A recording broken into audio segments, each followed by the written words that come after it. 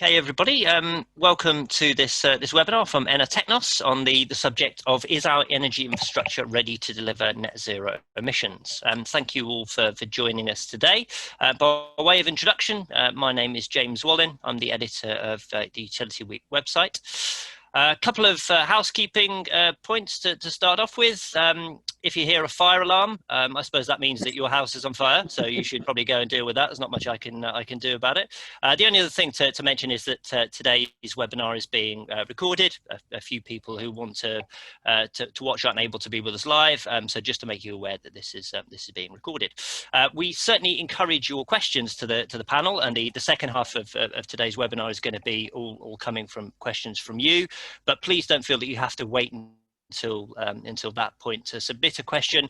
As things occur to you, if you pop them in the chat function, which should display on the right hand side of your screen, then I'll be monitoring that throughout, and I can pick out some ones to ask the panel.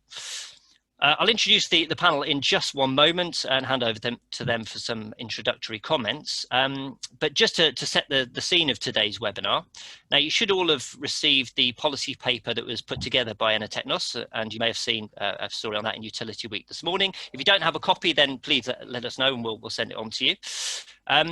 Now, the paper assesses the true costs of losses in the electricity system, both to consumers and on the wider decarbonisation journey. There are some quite dramatic numbers in there, which I know Dominic is going to go into, so I won't steal his thunder on that one.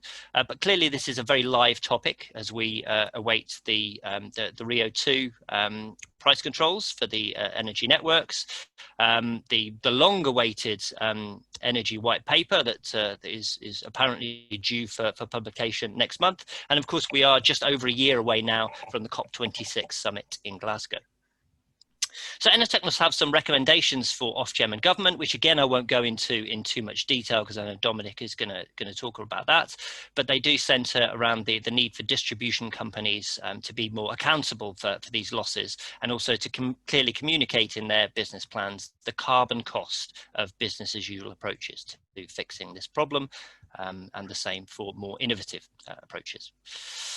Okay, well, that's enough from me. So let's hear from our panel. I'll just briefly introduce them and then ask them to give some introductory comments on the headline topic. So we have from WSP, the Power Systems Director, Anna Ferguson. We have Maxime Frerk, who wears many hats, but today is representing Sustainability First. We have Paul Jewell, DSO Development Manager at Western Power Distribution. And we have Dominic Quennell, who is the Chief Executive of Technos. And I'd like to start with Dominic, actually, if I could hand over to you and tell us your thoughts on whether the electricity networks are ready to manage increases in demand as we move towards net zero. Well, thanks, James, and thank you to everybody else who's agreed kindly to participate in this call. The answer to the question is we're concerned that the answer to the question of are the networks ready to manage increases in demand is possibly not at the moment. And I think what's important is to put some scale on it. So the first thing to look at is, from our point of view, if you look at the national grid's future energy scenarios, they're suggesting that peak demand could go from just under 59 gigawatts today to as much as 96 gigawatts by 2050. At the low end of their range was 76 gigawatts. So just to get there to supply that, you'd need about another 4.5 Hinkley Point C's worth of power, and it's 7.5 to get to the top end. So to service this demand, the networks definitely have to increase their capacity so that more energy can pass through to the consumers where it's needed. Because and this really leads into the question about losses, because as well as having a cost and a carbon impact, losses threaten to undermine the ability of networks to deliver on our increased need for electricity. And again, in terms of scale, if we look overall, and again, this is from the Duke's report, the Digest of UK Energy Statistics, most recent report in July. In the previous year was 27 terawatt hours, the total amount of losses, and of that about 3/4 was in distribution.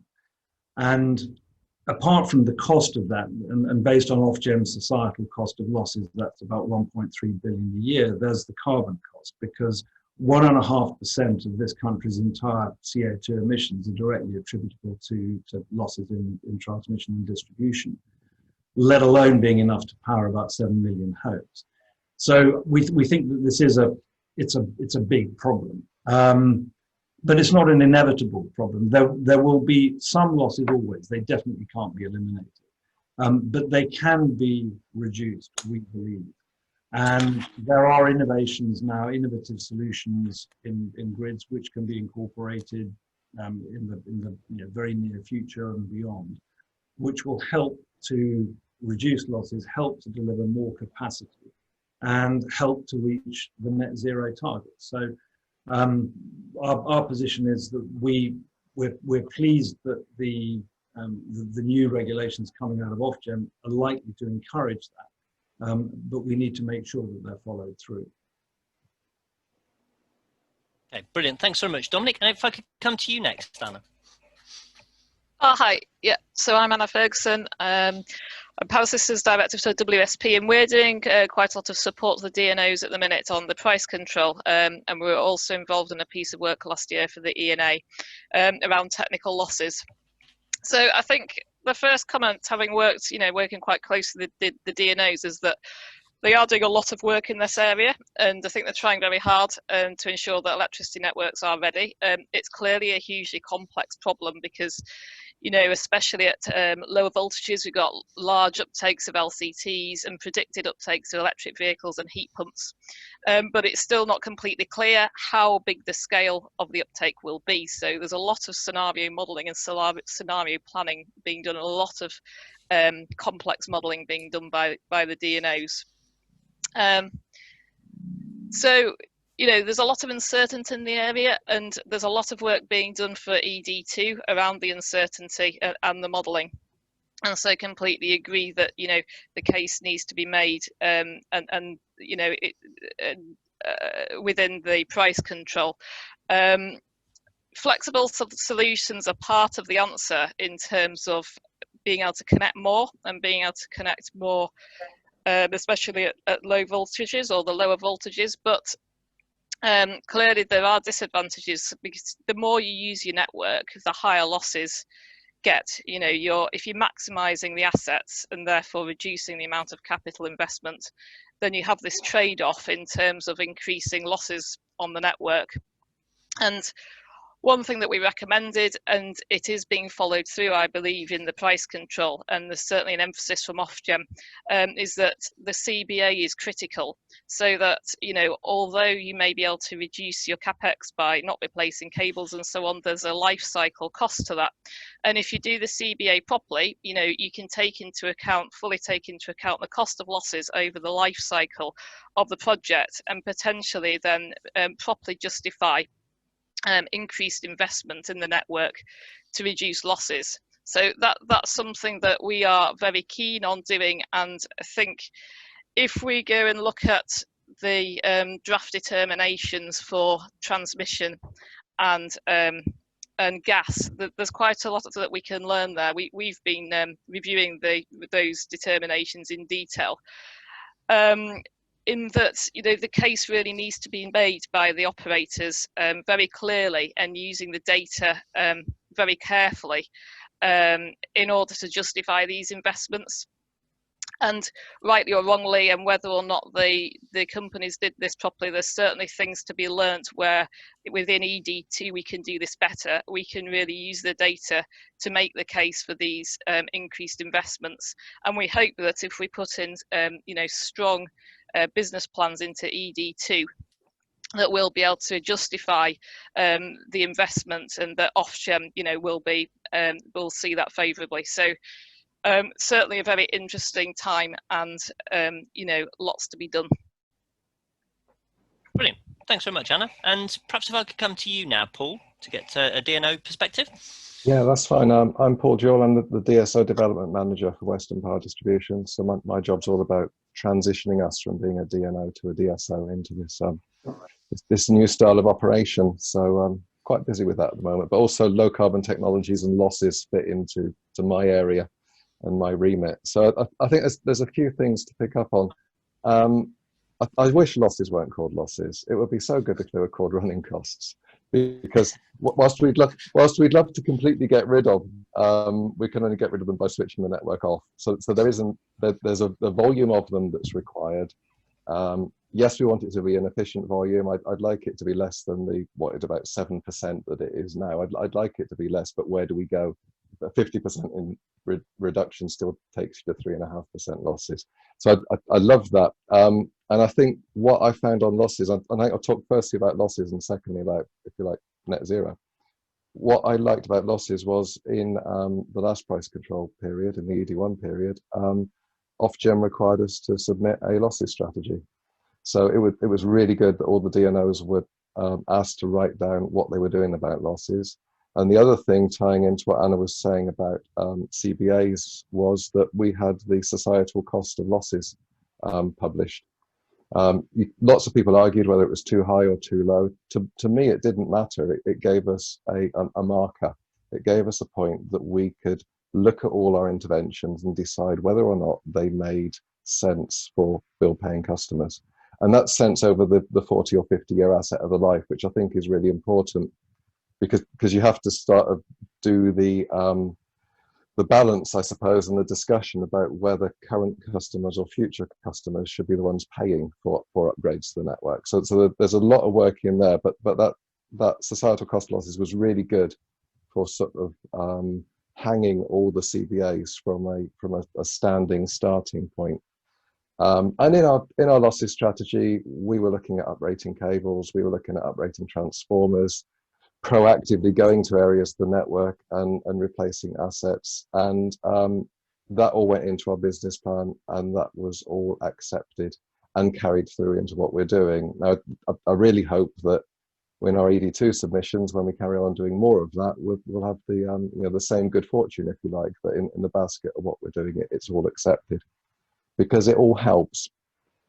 And a lot of the very engineering things for reducing losses is bigger cables, bigger transformers.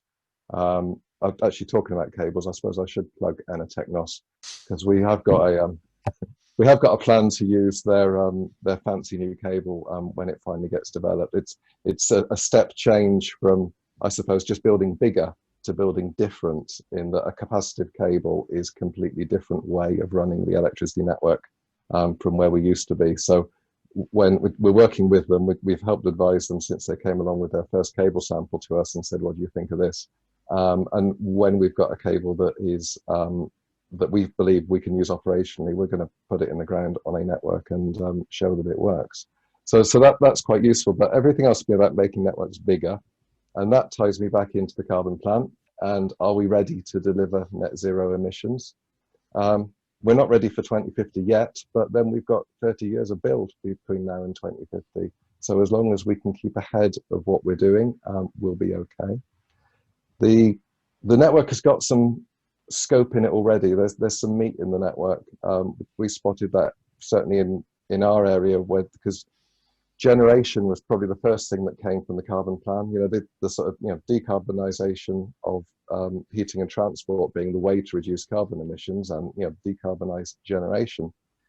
We saw a lot of generation on our network, and if I take the Southwest as an example, there's a network there that was built for a maximum demand capacity of around about 1 gigawatt, which has got 4 gigawatts of generation connected to it. So if you play the network differently and you make use of some of the flexibility that's in it, there's space. Now, that's not enough space for us to sit back and hit 2050 without doing anything. So we have been looking at the investments we need to make. Dominic mentioned the future energy scenarios, and we do distribution ones. So we were the first company to do that. And basically what we do is take the national grid scenarios apart, build them onto our network, and look at what we need to do. And that will go out 10, 20 years. So we've got that long-term build program in place. And without wishing to hog all the time, I think the other things that we've done, which is really important, is we've now started looking at those low carbon technologies. So we published a electric vehicle strategy a couple of years ago. That's become pretty standard now with documents that support it. but this year we published our first heat pump strategy. So we want to be sort of taking that conversation forward with low carbon technologies and trying to show customers, builders, developers what we're doing and what we know about these technologies and how we'll accommodate them on our network. Brilliant, thank you, Paul. That was a really useful oversight of the work you're doing. So thank you. And Maxine, can I come to you finally for your thoughts on this this headline topic and perhaps anything else that you've heard from the other speakers? Yes, fine. Firstly, on are the networks ready for net zero? I think really Paul's comment. Yeah, I mean they may not be ready yet, but I really do believe that they are very focused on that challenge and firmly committed to supporting us in the transition to a net zero future. It's a huge opportunity for them financially, but I think they're going for it. I think they learnt the lessons of 5 years ago when they really struggled to connect the upshot in solar PV. They don't want to be in that place again. And so I really believe the innovation funding that they've put in and everything else means that they are on the right path. But then they need the right regulatory framework. They need the funding to do it, which takes us into kind of really where my expertise comes in. If we look at the regulatory framework, and particularly the draft determinations, a big issue is how you handle the whole uncertainty around, when and where you're going to need to invest, or the use of flexibility as an alternative and how you encourage that. In transmission, what we saw was a huge use being made of uncertainty mechanisms and reopeners, with the real worry about whether Ofgem's going to be capable of making decisions in a timely way to allow that investment to proceed. I think on distribution, it will be much more reliance being placed on automatic mechanisms that will kind of try to use volume drivers and so on, so that it won't be quite so much waiting for Ofgem decisions, but they're still very difficult to design and get right in terms of how much additional cost allowance you need to give the companies depending on the rate of growth of electric vehicles on the network, because it all really depends on when and where they connect and how they're used. But Ofgem, so the mechanisms aren't there yet, but Ofgem's doing the right thinking in that space, and they understand the importance of getting that right in order to deliver net zero. I think Ofgem themselves are very focused on that transition and the 2050 end date. What we have been saying is sustainability first, though, is that they're not as focused on the short-term decarbonisation actions, what can be done to reduce carbon emissions in this price control period, and in particular the kind of operational carbon impacts, and losses in particular has been one of our real bugbears, in that we feel like we are moving backwards with the proposal to get rid of the losses discretionary reward and just rely on reputational regulation around losses.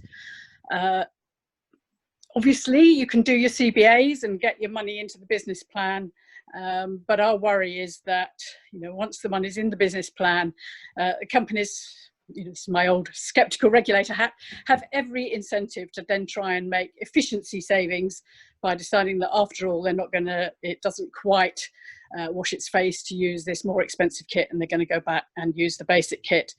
So how is it that Ofgem's going to then hold them to account for actually using low loss equipment, and how is it to kind of keep them driving through looking for further ways to reduce losses through the price control? People are saying, losses are inevitable, they're going to go up, it's more important we connect low carbon transitions, losses is a price worth paying.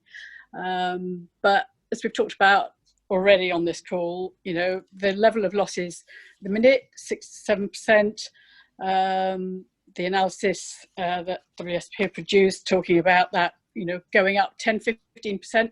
That means we need 10 to 15% more generation on the system, more whole system capacity if we're going to hit net zero. So we have to keep focused on doing losses and keeping losses down. They're inevitable, but we need to manage them. And we need the companies to have, if they've got a financial incentive to connect low carbon technologies, they need the same kind of financial incentive to keep focused on losses. And Ofgem have a good model that they've incorporated for ED2, which is an advance on draft determinations, which they're planning to use for vulnerability and connections, which is where the companies have to put in a strategy, and then they get a reward or a penalty for whether they deliver against that strategy. And our simple ask of Sustainability First really is that Ofgem apply that same kind of approach to losses and decarbonisation as they are in other areas. So there needs to be some money on the table for the companies to really focus on losses. A reputational incentive is not going to be enough, in our view, in what Ofgem have promised is going to be a very tight price control. Hey, brilliant. Thanks very much, Maxine. Thank you to everybody for all those comments. I think there's a lot that we can pick up on then a further discussion. Perhaps if I come back to you first, Dominic. Now, before we get on to there's obviously a lot to discuss there on ED2, so we'll jump into that in a minute. But first of all, just sticking on this point of the huge amount of extra demand that's coming down the track.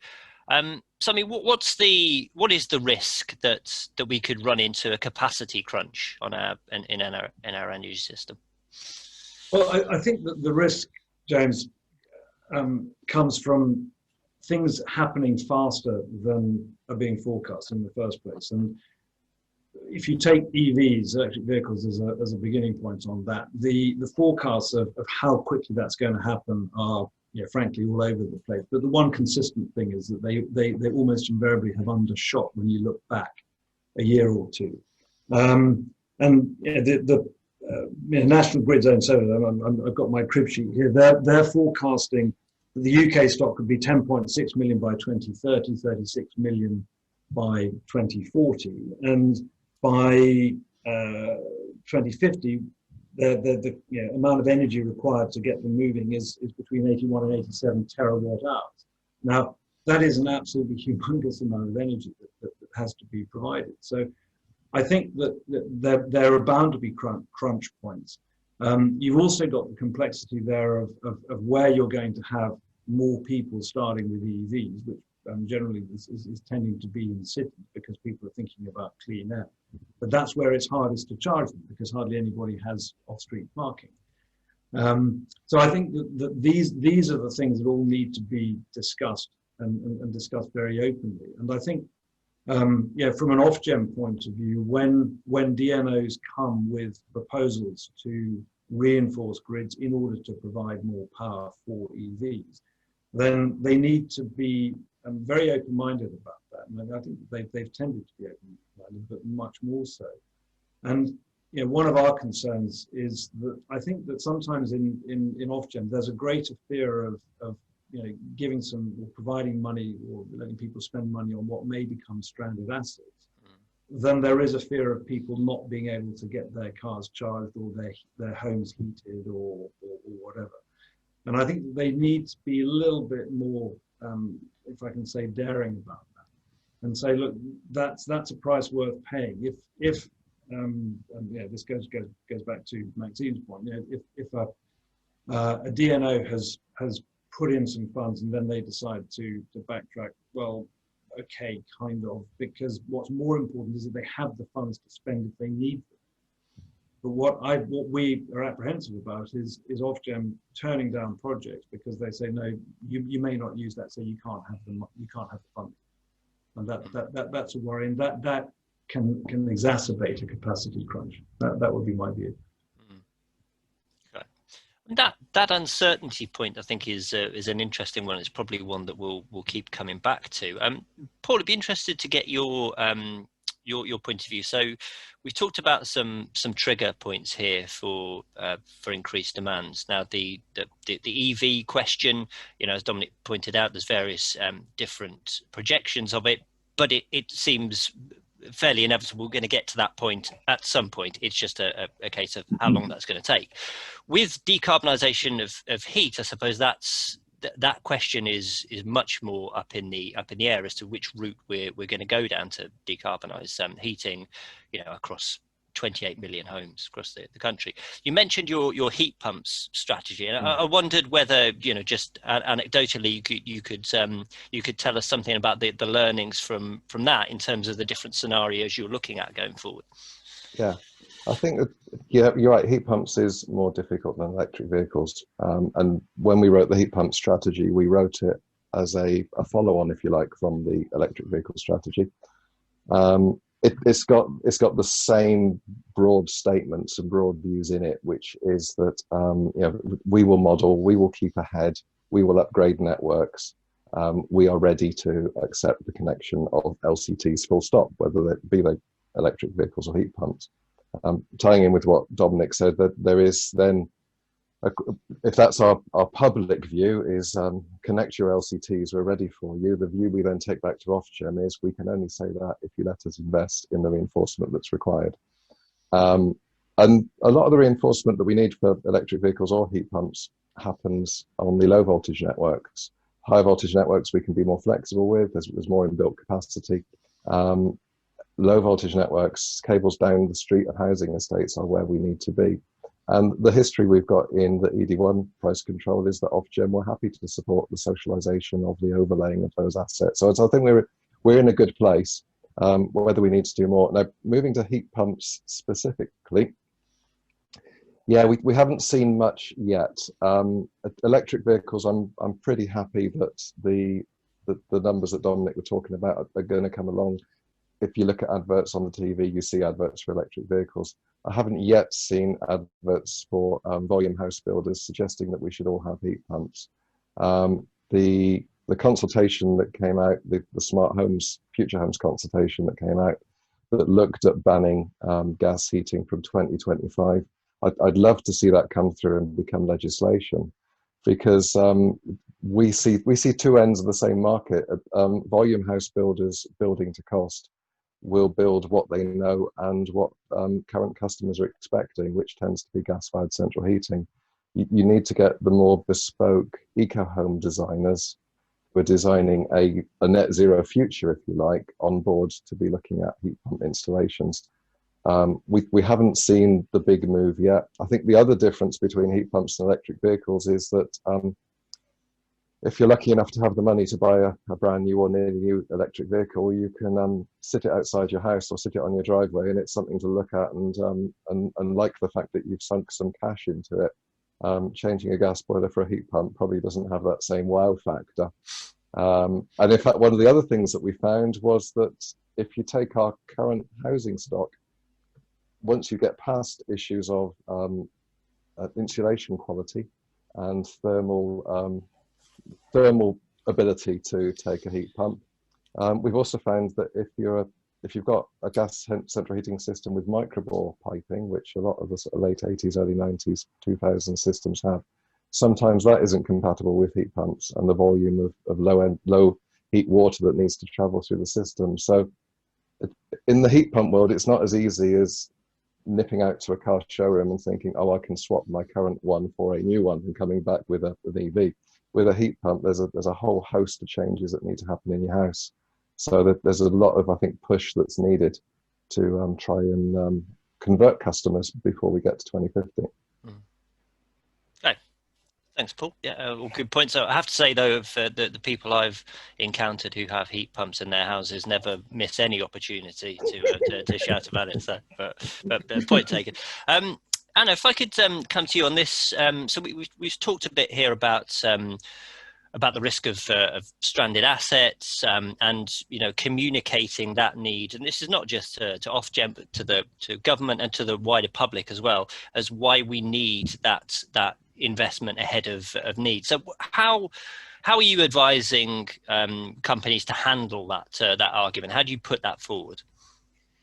Yeah, so within the price control, there's something called engineering justification papers that are very important and will be very important for price control, backed up by CBAs. So the important factor really is to get the optioneering right. So we need a range of options which are credible, and we also need the right underlying data. So there was a fair bit of discussion from the transmission and gas that the data wasn't really fit for purpose, and it could have been much better. And I think the data is a real key point and a key issue as well. I think having worked with quite a few DNOs, the data isn't always in the best shape. There's lots of different data sources dotted all around different systems. There's lots of gaps. So I think fundamentally getting that data right, and then using that data in the right way, in a consistent way, stating the obvious but without cut and paste errors, which was something that was picked up from one of the gas price controls. Putting together really credible papers will be the way to justify it. And it sounds simple, but actually it's not. We're finding it's actually an absolutely enormous task because of the number of engineering justification papers that need to be written, the scale of the data that needs to be used, and then for example, taking into account innovation, and Dominic mentioned innovation. We're really excited about this cable because it's actually, one of my CBA options in the recent cable paper I've written is, use an innovative low loss cable. I'm thinking of Dominic's cable. But tying back all of those innovation ideas and trying to tie them back into business as usual, thinking about the absolute scale of different innovation projects that have been used across different DNOs, some of which have been successful, some of which haven't, and getting the best out of that is no small task.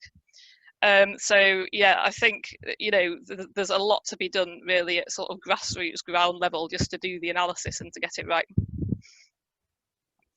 Right. Thank you, Anna. And Maxine, then, so looking squarely at the RIIO-2 process, but sticking on this this idea of communicating to the regulator the need for this investment up front. I mean, that's been a big plank of the criticisms from gas and transmission, that so much of this has been lumped into to uncertainty mechanisms, and a lot of the projects that they put forward have either been refused or had their funding removed. First of all, how different do you think the situation is going to be for distribution companies? I mean, how much do you think that the case for investment ahead of need is clearer within distribution companies to gas and transmission? And secondly, what can distribution companies learn from the most recent draft determinations for putting together their business plans for ED2? So I think some of the difference just comes from between transmission and distribution in the scale of the project. So transmission does tend to be big, lumpy projects. So Ofgem is taking many more decisions, and it's not necessarily unreasonable that they say some of these we're not yet quite sure that the case is made, to try and make decisions in 5-year cycles around these big lumpy decisions, and it builds on the strategic wider works. I think the worry is just about the fact that it seems to be being extended, and a nervousness about, given the pace of what needs to happen, just how much has been put there, and whether there are some ways that those processes could be improved. I think for distribution anyway, it's lots and lots of little investments. When we're talking about digging up your individual street, Ofgem's never going to be the one that's sort of sitting there signing off on that in the middle of the period. So I think we can expect it to look quite different. I mean, there will be some bits of larger strategic investment at the higher level that the companies will need to make the individual cases for. I think the bit that's worrying everybody is where the voice of the stakeholder comes into this. So the disappointing bit from the draft determinations that everybody has been talking about, and I've been talking about a lot, is the fact that although Ofgem have been very keen on getting more stakeholder views, and the whole process of enhanced engagement is really not been obvious in their draft determinations where they have taken account of stakeholder views, and the companies where they've got good stakeholder support for projects, Ofgem that doesn't seem to have weighed in Ofgem's thinking at all. So I think the bit that the distribution companies should be worried about, but will no doubt be hoping, as everybody is, that will change for final determinations on gas and transmission. it's even more important in distribution. The kind of the focus on the local area energy plans, the focus on individual cities and regions that are wanting to be pathfinders, that may be wanting to go further and faster on EVs, or that have clearer plans for what they're trying to do to reach net zero within their own areas, in some cases on a more accelerated timetable. And even at the level of Scotland, that's got a 2045 legislated timescale, is the Scottish voice being listened to. So I think that's a bit where we'll all be watching very closely what happens in final determinations. Hopefully the electricity distribution companies will be able to take comfort for that, and it's really important anyway that they carry on talking to their stakeholders, but that's the bit of the regulatory system that I think we've got most to worry about. And just briefly on the trigger points throughout ED2, I mean, what for you are the key ones to look at? I mean, I suppose electric vehicles, is, as we discussed, is the obvious one, but what else? I mean, there will be. We are promised a government decision on heat, or at least a kind of a next step roadmap. I'm sure it won't give us the full and clear answer, and I think that is important. We do also still have, there's a lot of uncertainty still around what's going to happen overall to the economy. So, projections that we've seen on EVs, there's some evidence that demand has been tempered a bit by COVID, and we still don't quite know, how long and how deep that's going to hit, and that will have impacts for also ways of working as well, won't it? Ways of working, all sorts of things could be very different, and continues to put pressure on affordability, but needs to be managed in a targeted way, not used as an excuse for not doing net zero. Okay, brilliant. Thanks, Maxine. Paul, on this point of the of ED2, obviously you guys are in the throes of that now. I mean, what are your thoughts on the challenges of putting together this business plan in what was already an uncertain landscape, but with COVID, it's got even more uncertain? Yeah, it's difficult, but there you are. That's our job, isn't it? Yeah, I think the 2050 targets still stay. Decarbonisation is still the end game. We're still looking at net zero in 2050.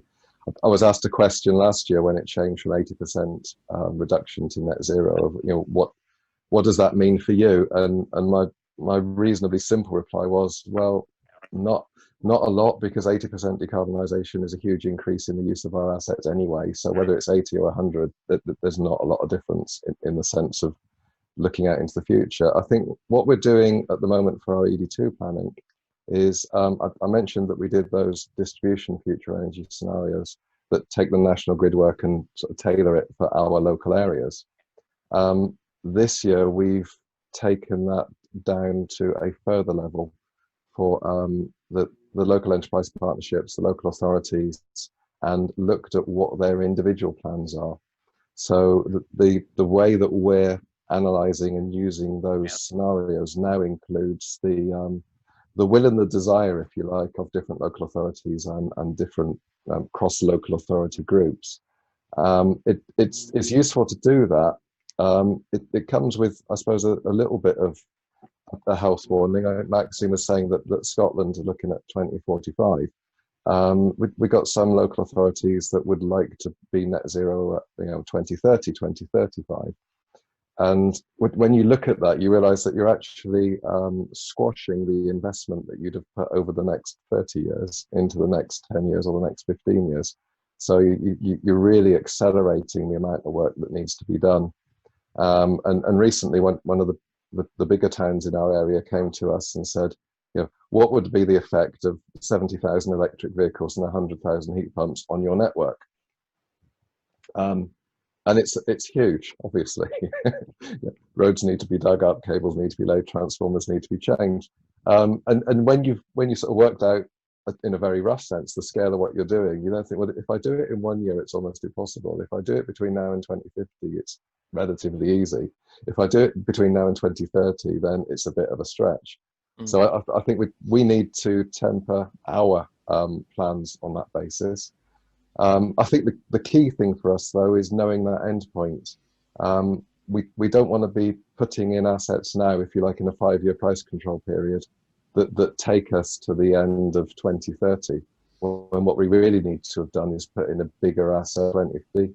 So the climate change committee touch once for 2050 comment, I think, resonates with us, is that we build assets with a 50-year life. So whatever we put in the ground today should be ready for full decarbonisation. And again, that's a slightly different cost model, because current customers are paying the network costs for future customers. But, there's a whole argument that goes around there. But it's important to us, I think, to put in the assets now that are right, and not dig up roads twice, to be frank. Absolutely. And Dominic, coming to you on the point of the price controls, and I know you've got some messages in your policy paper for Ofgem. So I don't know if you wanted to talk through the message from Enotechnos to Ofgem. Yeah, well, absolutely. And actually, I'm very heartened by most of what I've heard today from the other panelists, in particular Paul as a DNO, because we know that WPDs are very forward-thinking DNO in any case. But what he's just been saying about taking into account the Climate Change Committee's touch once for 2050, in putting in assets now which will enable that demand that we can all see coming to be delivered, I think is really important. And what we've said to Ofgem, in private meetings with Ofgem, in public discussions with Ofgem, and also in the paper that we've prepared, is that we really think that the whole life of these assets needs to be considered in the CBA. And a way of doing that would be to say, cost-benefit analysis, by the way, for people who aren't always living in this strange acronym-laden world. But the cost-benefit analysis should look at the cost of the assets which are going to be installed, and the reason that they're being installed, and as part of that cost, and Anna's talked about this as well, the losses over the lifetime of the asset should be included. And you could then have a situation where the DNOs are putting forward a proposal, says, look, we can do it the way that we would have done it 2 years ago, or 3 years ago, or 5 years ago, where we put in maybe some bigger cable, and we can sort of solve the problem that way. Or we can put in a more intelligent cable, which needn't be quite as big, but it can deliver more capacity. It's going to be more expensive, but if you take the loss reduction, the capacity increase over the 30, 40 years of the asset, then this is something which is really worthwhile. Because for us, one of the problems that sort of tended to happen in the past is that a lot of the reaction to we need more capacity is throw more copper in the ground. But there's a problem with that, because every ton of copper you put in the ground has attached to it 6 tons of carbon. So if you're putting in extra tons and megatons, gigatons of carbon in order to solve a net zero carbon future, that seems perverse. So I think that from our point of view, and what we're saying to Ofgem is, let's make sure that we consider widely all of the implications of the increase in demand, the capacity that has to be supplied, and the losses. And if we can reduce the losses, then we need generate less, and that helps as well with the overall carbon impact. So I mean, those are the key messages, I think, from our point of view. And it's really and this is what Maxime was saying. It's incentivizing the DNOs to do the very best that they can, and there needs to be money on the table for this. The reputational incentives are good. Shareholders like it when DNOs are seen to be getting good marks from Ofgem for being clean and efficient. but they like it even better if there's a reward for doing the right thing early on. Hey, thanks, Dominic. I want to move slightly away from Ofgem to just to talk about the consumer impact of this, which is another key point of your policy paper. So just sticking with you, Dominic, while we're with you. So just talk to us a little bit more about about how these losses, or running costs, as Paul would call them, impact on impact on consumers. And we were talking before we came onto the webinar a little bit about the reputational damage of this as well. So we were talking about in the water sector, anecdotally, there have been a lot of problems with the water efficiency drive because consumers see these headlines, or they see at the end of their street a leak, and they know that the water companies are wasting this resource which they're being told to conserve. So just how much of a danger is there for a similar situation in electricity? I think there's a lesser concern with electricity because historically, if you look at consumers and domestic consumers in particular, there have been so many things which have been mandated that have to be done. The different kinds of light bulbs that we're using, the wattage in hair dryers, and in all kinds of domestic goods. And I think people don't really have so much of an option not to do the right thing.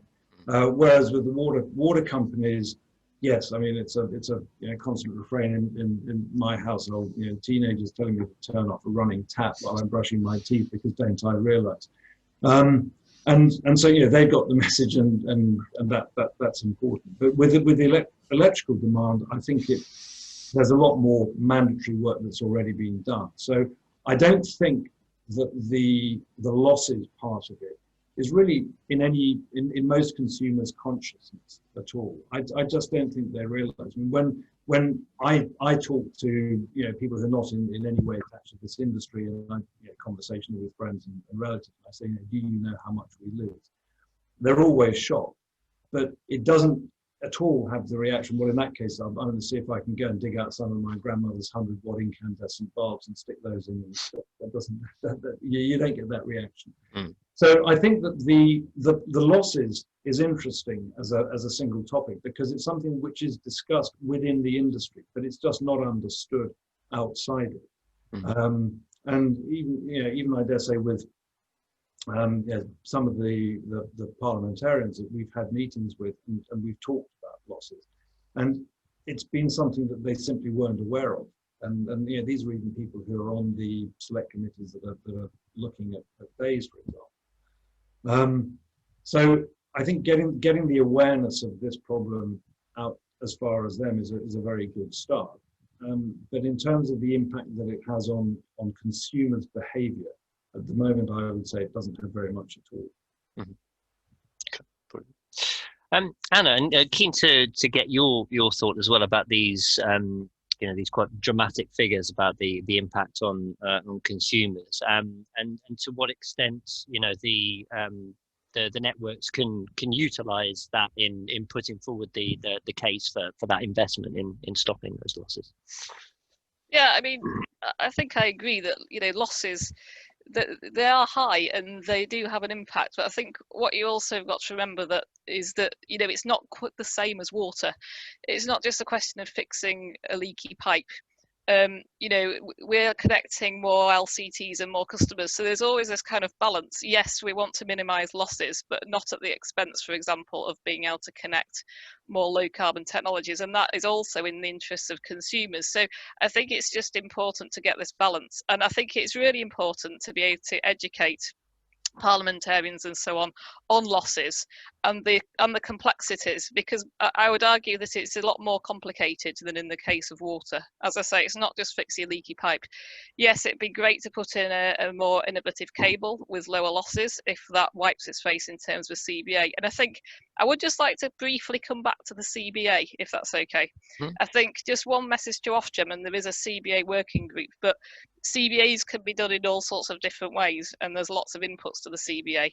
and they're quite sensitive to these different inputs. And I think it's important within the price control to get the CBA right, so we make sure that we're looking at the cost of carbon properly at that price we agree on and it's correct, the cost of losses, that input, we get that right, and also on actually how we calculate losses, because there's all sorts of different ways to calculate losses, very simple back of the fag packet ways, and much more complex ways where you're looking at half hourly loss calculations. And my view is that there might be some difference between those different methods, and I don't think we know what that is yet.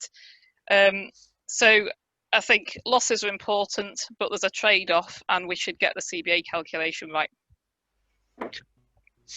Brilliant. Thanks, Anna. I'm going to move on to questions from the audience in just a second. So if anybody wants to, if anyone has a burning issue to raise to the panel, now is the time to stick it in the chat bar. But before we do that, I just wanted to touch briefly on the wider conversation, or certainly whether there needs to be a wider conversation about the total cost of getting to net zero, and who bears that cost, and how much of that is going to be loaded into energy bills and so forth.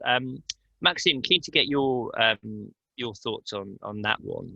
It's understandable why the government would want to avoid that kind of conversation, because it's obviously going to be a tricky one to have with the public. How urgent is it though to get that discussion going across the country? Well, I mean, it's clearly a really important question. I mean, and they might be reluctant to engage on the issue, but Treasury are now carrying out their kind of cost of energy project, which I think is reporting later this year, which was intended to try to answer that question that the Committee on Climate Change had said needed to be addressed on how we're going to pay for it. So, how much is through taxation, how much is through bills. Bills is obviously a very aggressive way of paying for these things. But I think it is the kind of question where citizens' input is really valuable. We've recently had the report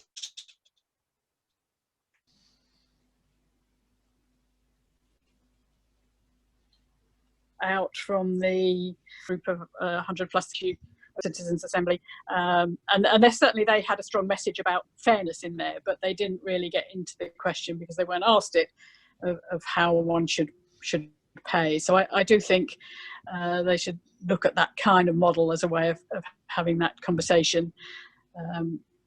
I did notice a rather worrying line in Citizens Advice's response on the draft determinations, which was a kind of future customers have shown a greater willingness to pay for climate change, and they're the ones that are going to benefit from us tackling it, so they ought to pay, which kind of, to me, kind of missed the point that we're the ones that have been putting the carbon into the atmosphere for the last 50 years. So I think there is, there's a whole current customers versus future customers, bill payers versus taxpayers. It's a really, really, really difficult debate, but I think it's one that we do need to start to have quite urgently, because a lot of that investment is going to have to be made fairly soon.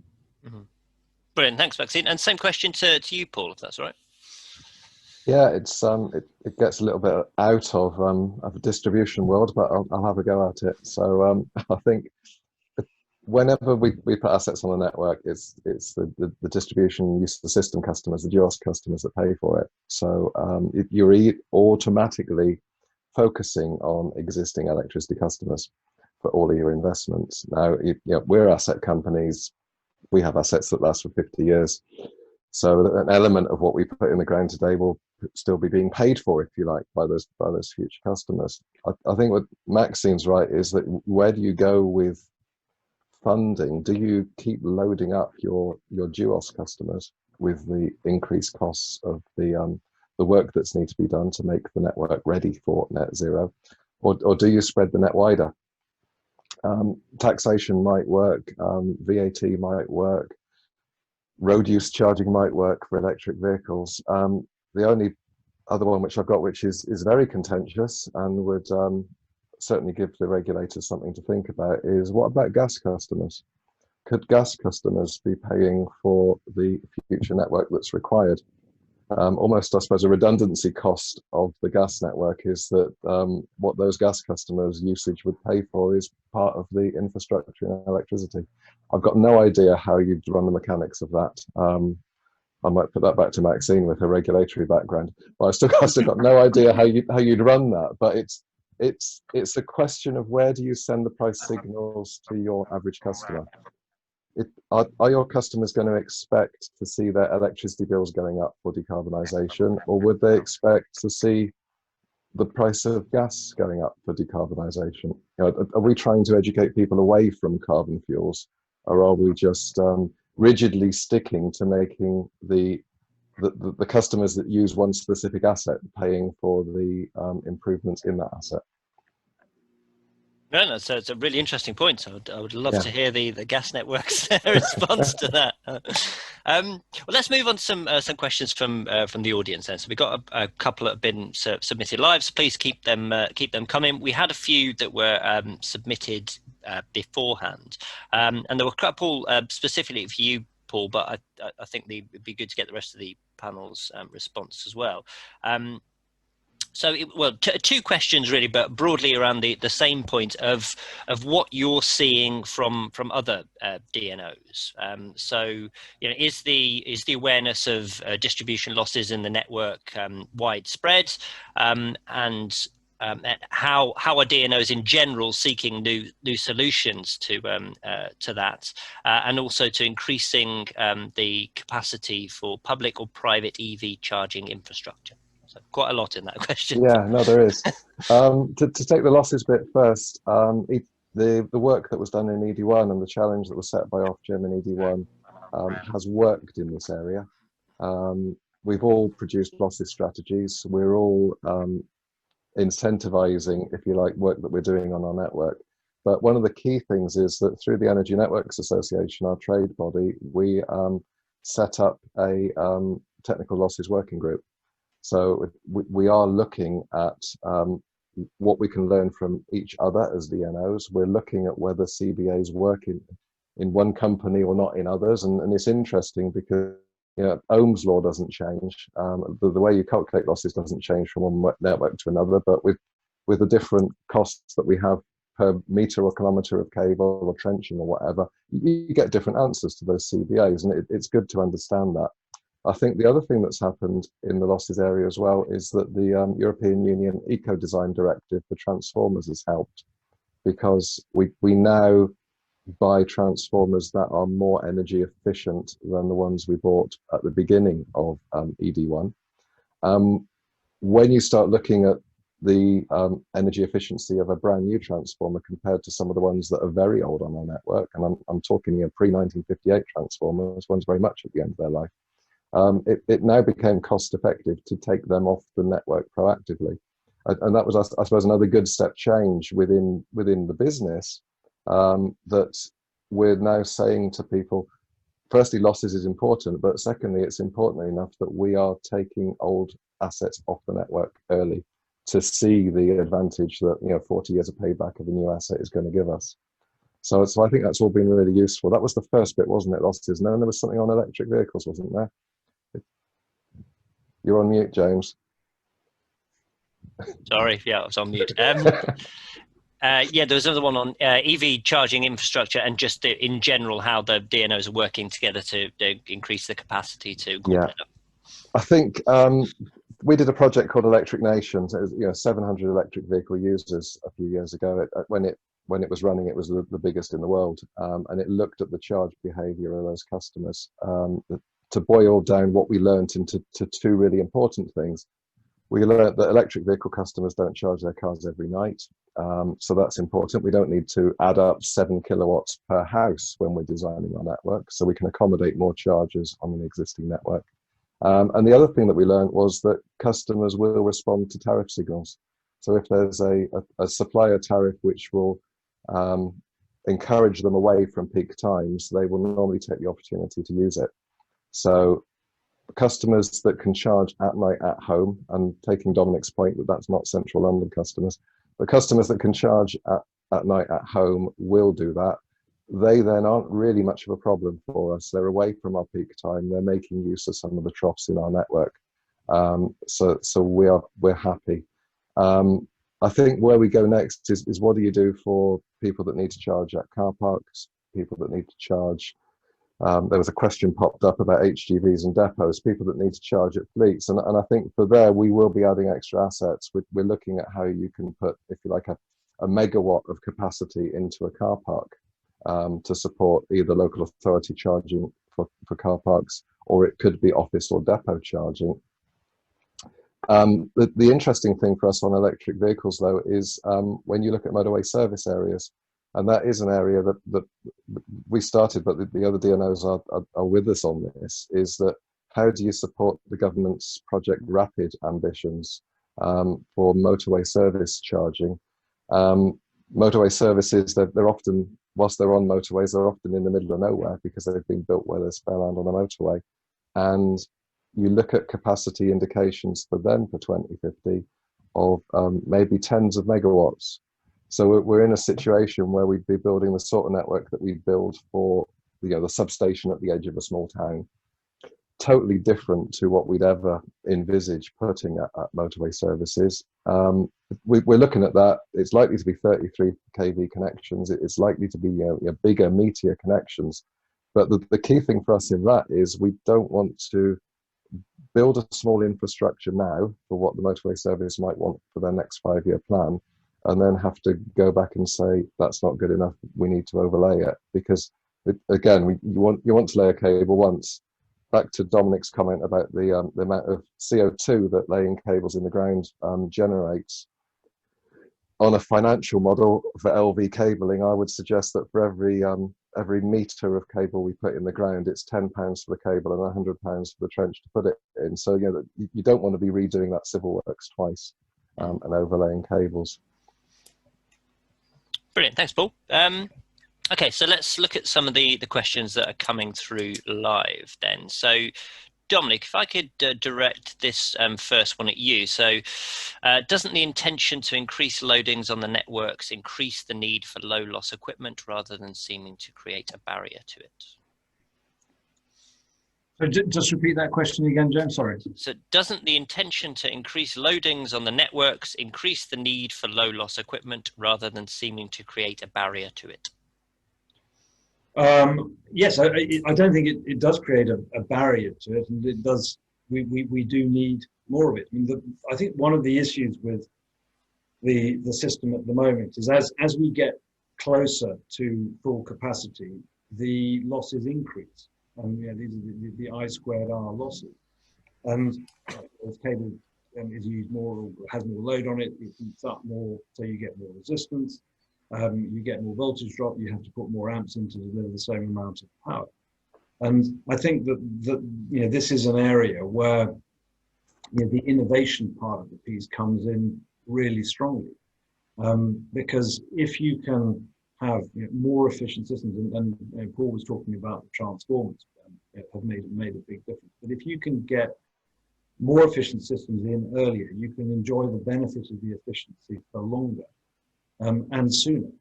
And again, to Paul's point about having to overlay, if you are looking ahead 5 years for what you're going to specify for a 50-year project, that doesn't seem to me to make an awful lot of sense. And in particular with car charging, where it is slightly unknown quite how fast this take-up is going to be.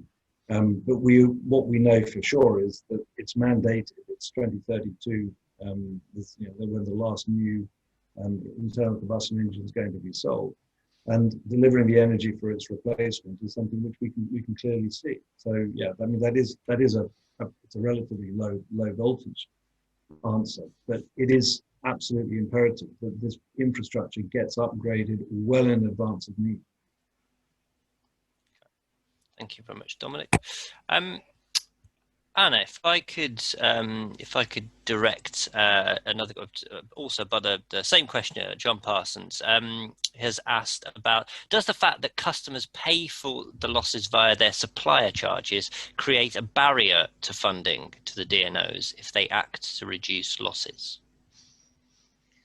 Yeah, I don't think it's a barrier, but it is a complexity that has to be taken into account, and it's a different scenario, as John probably knows, in the UK and a couple of other European countries versus most of the rest of Europe.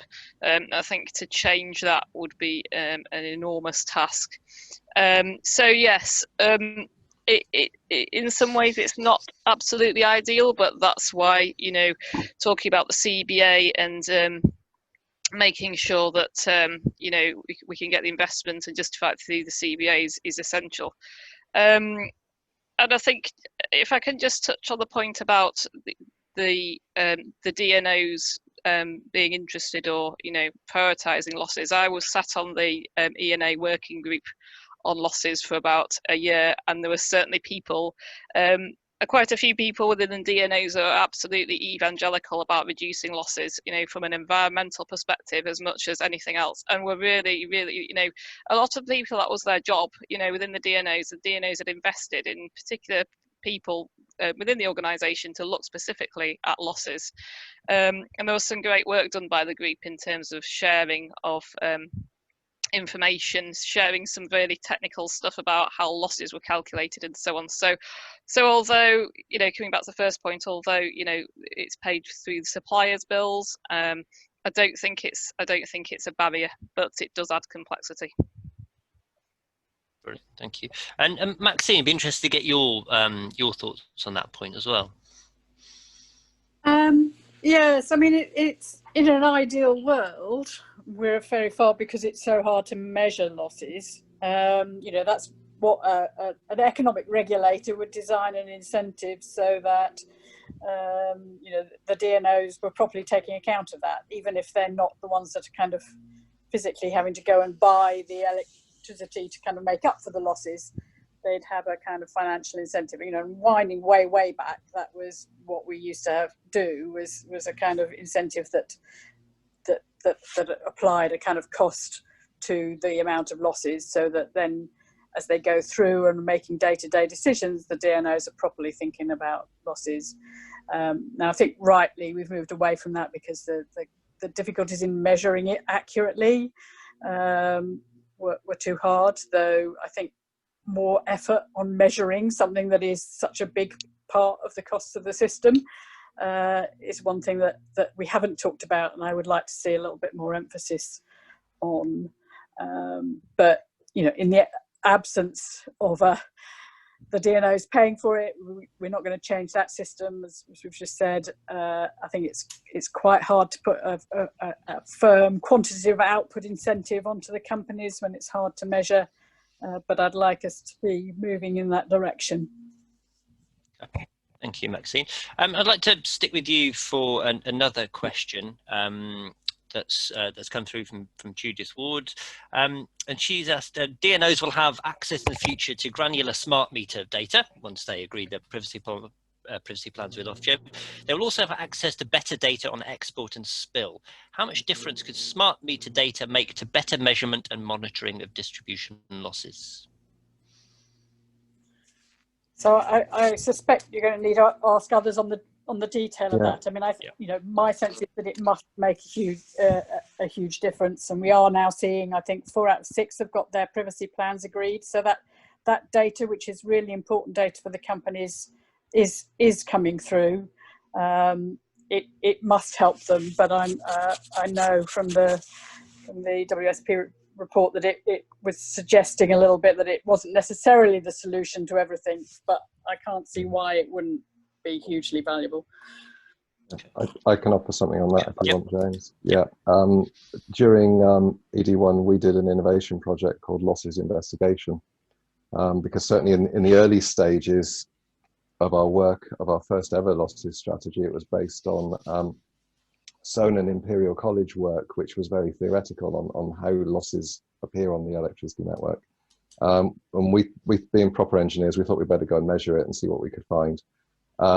So we did the losses investigation project. Interestingly, we did it on the Isle of Man, because the Isle of Man is the electricity company is the generator, the distributor, the supplier, and the meter operator. It's, you know, it's an old-fashioned electricity board model. But that crucially for us meant that we had easy access to end-to-end data on networks.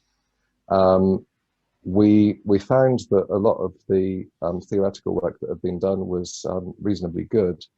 We also found, interestingly, that even if you've got a smart meter on every endpoint, so every house, every street light on a feeder, it's still quite difficult to exactly work out in real time the loading on that, the losses on that. You end up getting issues in the measurement of losses, and as we said, losses is like 5 or 7%, so it's not a huge amount the total energy produced or put through a network.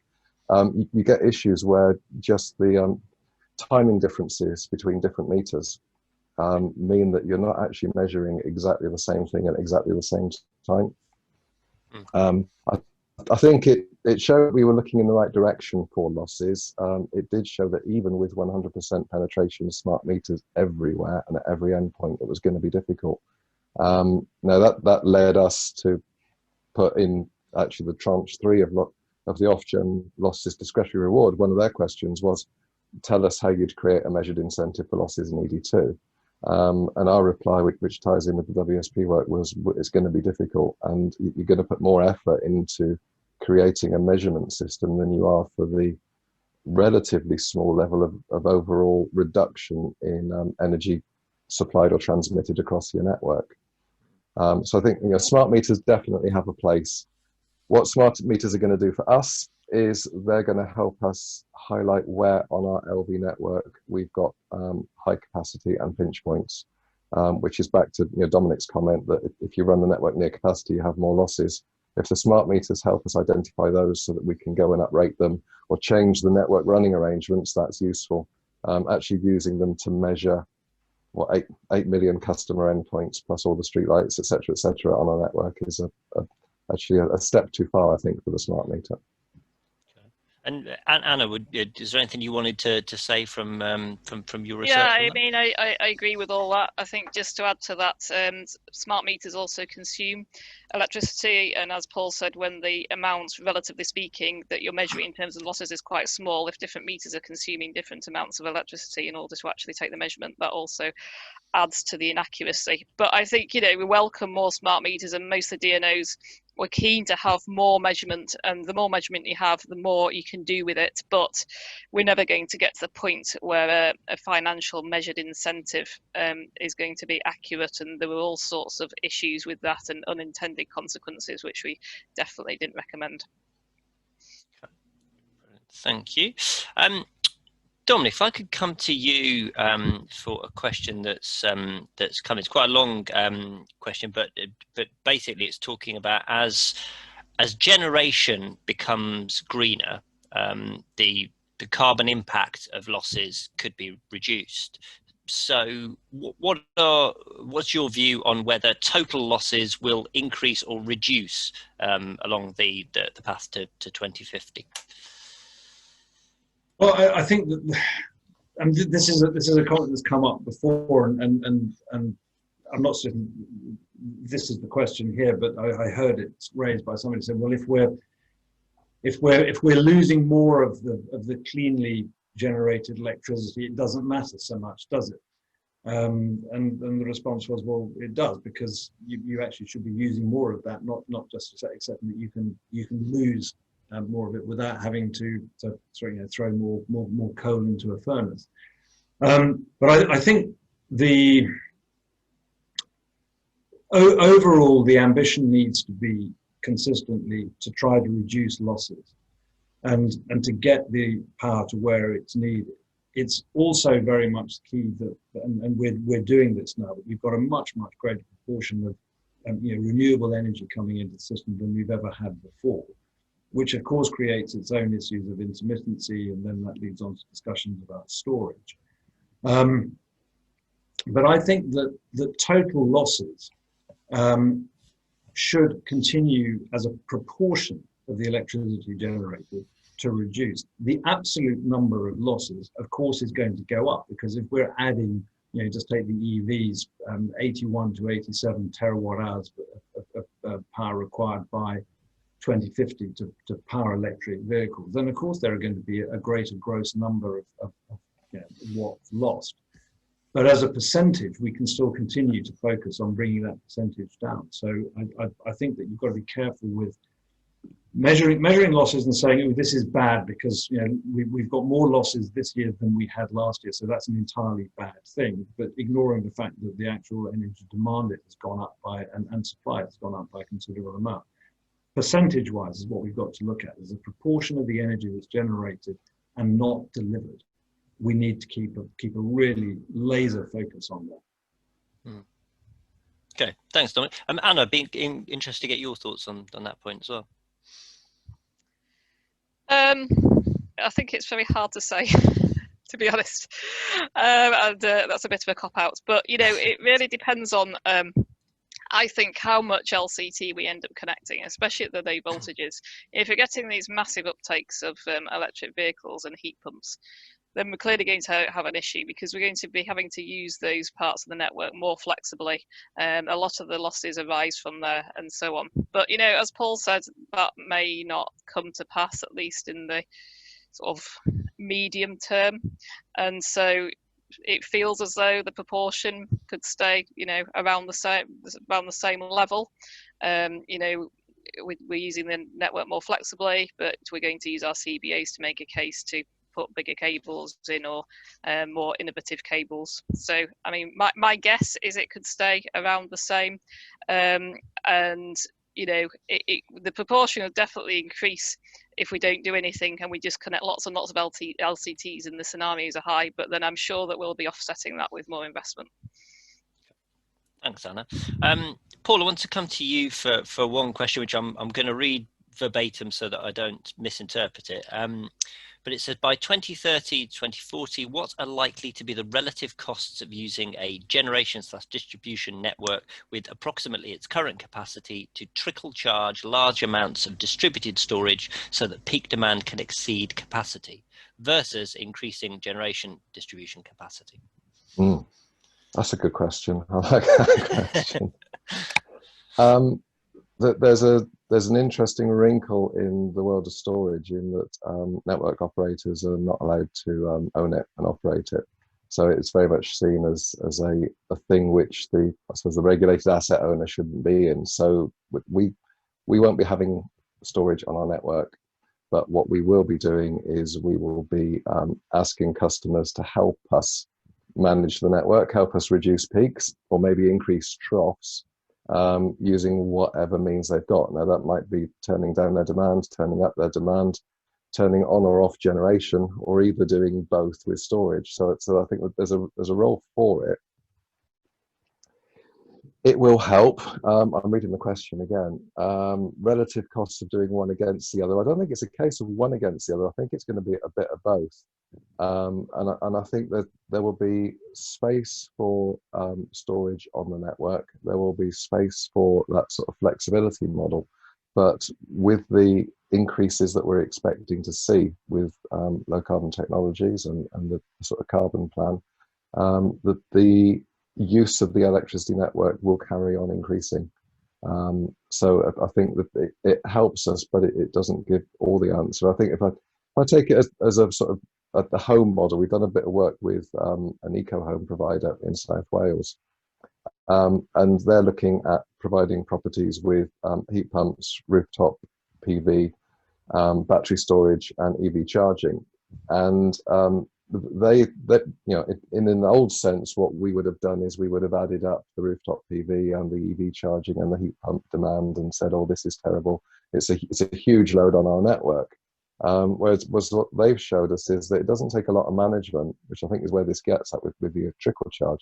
It doesn't take a lot of management for you to completely remove the impact of, say, the EV charging, because the battery storage during the day has dealt with that. And the battery storage during the day has dealt with that, taking power from the solar panels on the roofs.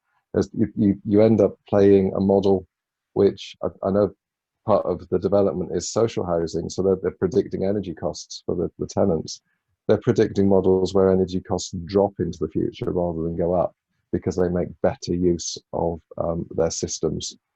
Now that I think is really useful for us as well, because from a losses point of view, we're not transmitting electricity across the network when they've got a demand, nor are we transmitting generation across the network when the PV is working during the day. So it's a better sort of managed network, locally managed. It might be that within that estate of a couple of hundred houses, say, the losses are a bit higher because energy is moving between houses. There might be an energy management system that's an estate level energy management system, but if the losses are higher on that bit of network, but there's no losses on our higher voltage networks because they're not seeing that load and generation at all, that's a good thing as well. I think, I don't know what the relative costs are, so there you are. There's the answer that I think Nick needed to the question, which is I don't know. But I think that where I go back to is in all of this, whether it's green energy or not, the exam question that Ofgem set us is to run an efficient and economic network. So we'll always be looking to provide the most power across the network and reduce the losses to an efficient level. Okay. Thanks, Paul. Dominic, I don't know if you wanted to say anything on the back of that. Well, the energy storage, grid level storage is something to smooth out a lot of this is definitely something which is going to have to be looked at and incorporated. And as Paul says, it's a very delicate balance. I mean, he's given a very coherent answer to that, despite the fact he's not going to be allowed to have any assets on the network. So it's great that he's given that amount of thought to it. I certainly can't answer in terms of the relative cost, because it's just not my area or our area corporately of specialization. But I will say that it is something which, we all know it's being looked at really carefully, and people are looking at supercapacitors and all kinds of energy storage systems to try and even this out. And I think that the idea of having a trickle charging of vast batteries during times of relatively low need is a really interesting one. But I couldn't comment on what its relative cost has been. I think I just want to go back to, we had a couple of questions submitted which were more around the impact government and local authorities can have in working with DNOs to progress the net zero journey. And I'd like to focus on the role of local authorities, because it's something that Paul picked up on, and clearly they're an incredibly important stakeholder, much more than they have been in previous price controls for the next 5 years. But Maxine, I'd be interested to get your view on what role you see local authorities taking in ED2, and how involved you expect them to be in local energy plans, and how much weight is going to be given to their thoughts within the ED2 price control. I think, I mean, the first obvious statement is, local authorities are trying to do an awful lot of things, and they're not energy experts, and many of them just don't have the capability and the capacity to get very involved.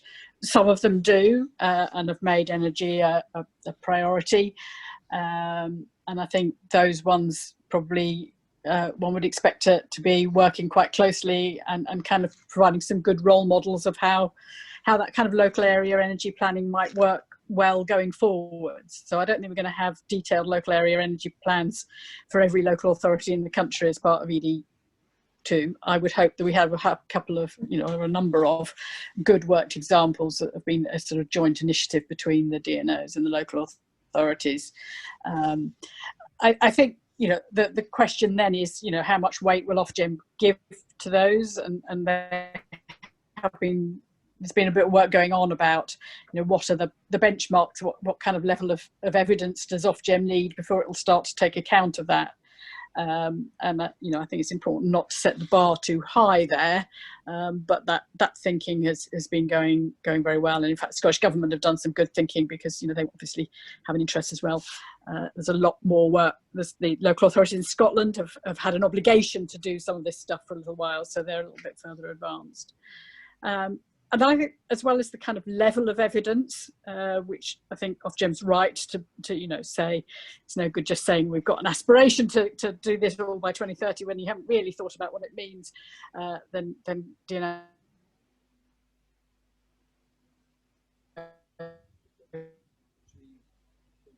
shouldn't be investing off the back of that and lands for fun.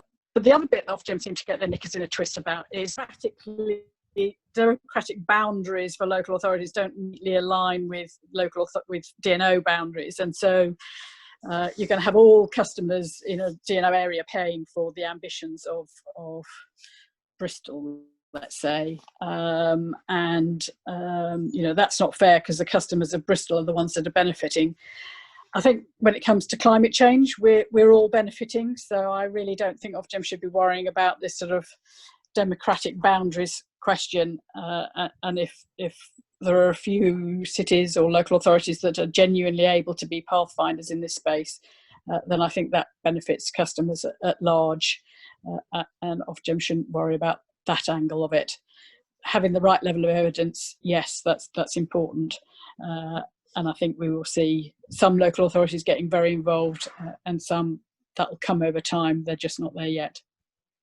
Thanks, Maxine. And Anna, just keen to get your thoughts, and so that gets to the heart of one of the key questions posed in the sector-specific methodology for ED2, which is to what extent the most likely pathway to net zero should be driven centrally, or it should come from the ground up. What's your thoughts on that? Well, I think there's going to be a lot more local energy, and I mean, we're supporting some of the local authorities across the country in local energy plans. And I think they are at the start of the journey, but they're very keen to do more. They're thinking about whether they can have their own smart grid system, connecting batteries and PV and so on, and potentially provide services to the network operators. And, I think there's a bit of a chicken and egg, because I think the more flexibility that we need on the network, for example, and the more opportunities there are for local energy, the more that aspect will grow and develop. And I think as the business models become clearer as well, again, we're at the start, the business models aren't that clear, the technology is not that clear either. There's lots of innovation going on in the area, but I think it'll develop. And I think, picking up from Paul's point, and a bit of a plug for the other DNOs as well, I think the other DNOs that we've been working with have been working closely with the local authorities. Electricity Northwest particularly has got a really good stakeholder engagement plan, and they talk regularly to those local authorities, and their inputs are fed into their future energy scenarios, the distribution future energy scenarios. So yeah, I mean, I don't know whether it's one versus the other. I think you need both, because obviously we're going to have more large-scale offshore wind, which is a really economic generation technology, and I think we're going to have both. So we're going to have top-down and bottom-up, but we're just going to see more of both. Brilliant, thanks, Anna. Well, the clock has almost beaten us, so I wonder if I could come back to you, Dominic, whether you got any kind of closing thoughts or anything you wanted to pick up on again, which has come up in our very wide-ranging discussion today.